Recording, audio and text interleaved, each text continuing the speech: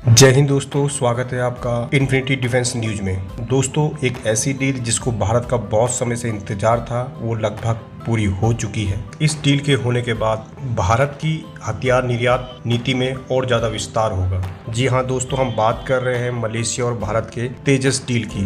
भारत का हल्का लड़ाकू विमान तेजस मलेशिया की पहली पसंद बनकर उभरा है। मलेशिया अपने पुराने लड़ाकू विमानों के बेड़े को बदलने पर विचार कर रहा है। जानकारी के मुताबिक मलेशिया अपने जहाजी बेड़े में तेजस विमान को शामिल करने जा रहा है। इसके लिए भारत के तेजस ने चीन, रूस, दक्षिण कोरिया के लड़ाकू विमानों को पीछे छोड़ा है। तेजस विमान की खरीद को लेकर दोनों देशों के बीच वार्तालाप लगभग पूरी हो चुकी है। हिंदुस्तान एरोनॉटिक्स लिमिटेड के अध्यक्ष और प्रबंधक निर्देश आर माधवन ने रविवार को एक इंटरव्यू में बताया है कि भारत के लड़ाकू विमान तेजस, चीन के JF-17 विमान, दक्षिण कोरिया के F-15 और रूस के MiG-35 के साथ साथ पाक के 130 को पीछे छोड़कर पहली पोजीशन हासिल की है। मलेशिया ने भारतीय विमान को पसंद किया है। मलेशिया के फाइटर जेट प्रोग्राम के लिए भारत में बने स्वदेशी हल्के लड़ाकू विमान तेजस को चुना गया है। भारत और मलेशिया के बीच इस फाइटर जेट की डील को लेकर बातचीत चल रही है। जानकारी के मुताबिक बहुत जल्द इस डील के पूरा होने की उम्मीद है।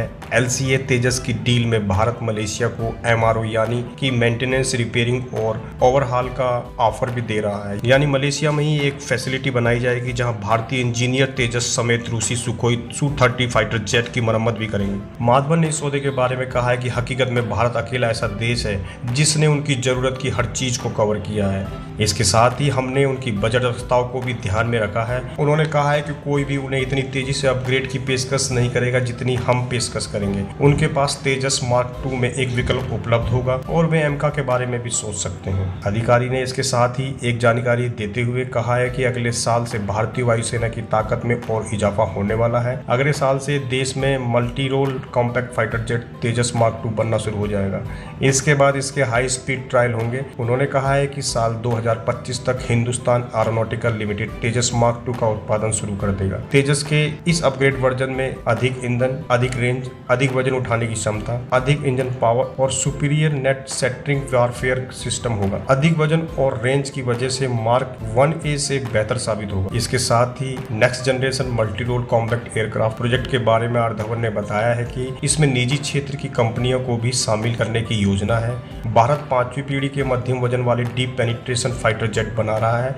इस प्रोजेक्ट के करीब $5 मिलियन का खर्च आएगा। उन्होंने कहा है कि 5वीं पीढ़ी के मध्यम वजन वाले डीप पेनिट्रेशन फाइटर जेट का प्रोटोटाइप साल 2026 तक बन जाएगा। इसका उत्पादन साल 2030 में शुरू हो जाएगा। इस प्रोजेक्ट में फिलहाल रक्षा अनुसंधान एवं विकास संगठन यानी DRDO काम कर रहा है। जब एक बार उनकी तरफ से चीजें अंतिम रूप ले लेगी तब हिंदुस्तान एरोनॉटिकल लिमिटेड उस पर काम करना शुरू करेगा।